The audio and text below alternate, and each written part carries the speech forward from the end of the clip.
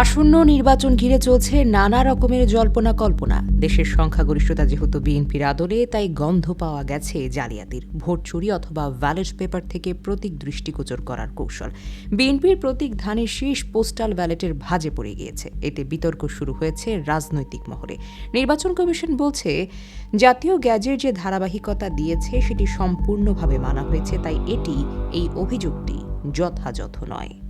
গতকাল বিকেলে আগারগাঁও নির্বাচন ভবনে আয়োজিত এক সংবাদ সম্মেলনে ইসি সিনিয়র সচিব আক্তার আহমেদ বলেন, যতটুকু আমার জানা আছে সরকারিভাবে যে গ্যাজেট পাবলিশ হয়েছে তার ধারাবাহিকতা মানা হয়েছে, তাই এখনও বিস্তারিত কিছুই বলা যাচ্ছে না।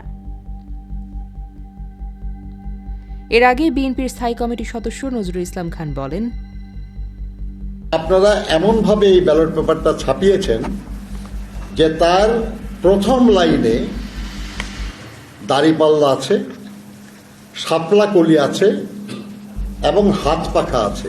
ঠিক বিএনপিটা মাঝখানে। যদি এটা ভাঁজ করেন তাহলে এটা পড়ে যাবে ঠিক মাঝখানে। আমরা মনে করি যে এই বিষয়টা এমনি এমনি হয় নাই, এটা জৈব ঘটনা নয়, এটা ইচ্ছাকৃত। প্রধান নির্বাচন কমিশনার অপরদিকে বাহরাইনে পাঠানো ১৬০টি পোস্টাল ব্যালট একসঙ্গে রাখা নিয়ে একটি ভিডিও সামাজিক যোগাযোগ মাধ্যমে ছড়িয়ে পড়ে। মূলত বিদেশে ভোট দিতে এসব ব্যালট পেপার পাঠানো হয়েছে। পরবর্তীতে জানা গেছে, ওমানে অবস্থিত কোনো এক জামাত নেতার বাসা থেকে এমন ব্যালট পেপার উদ্ধার করা গেছে। আপনার ছাত্র জীবনে আমরা হোস্টেলে যে এলে একটা জায়গায় চিঠিপত্র রেখে যেত একটা টেবিলের উপরে, আমরা সেখান থেকে নিজেরা নিয়ে নিতাম।